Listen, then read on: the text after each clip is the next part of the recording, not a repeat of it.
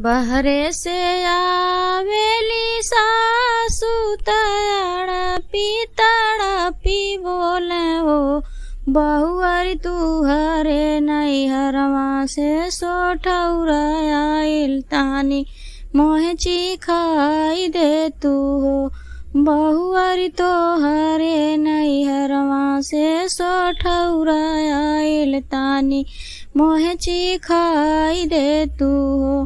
ताला हरजी बंद कैले चाबी हरजी लेके गईले हो सासु आवे देबू पुतवा तुहार सोठौरा तुहे चिखा देब हो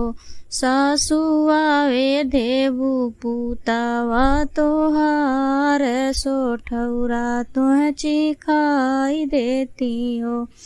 बहरे से आवेली नाना दिया तहुनु की बोले हो भौजी तो हरे नैहरवा से सोठौरा आइल तानी मोहे चिखाई दे तू हो भौजी तो हरे नैहरवा से सोठौरा आइल तानी चिखाई देती हो। ताला हरजी बंद कैले चाबी हरजी लेके गईले हो ननदी आवे देबू भयवा तुहार सोठौरा तुहे चिखा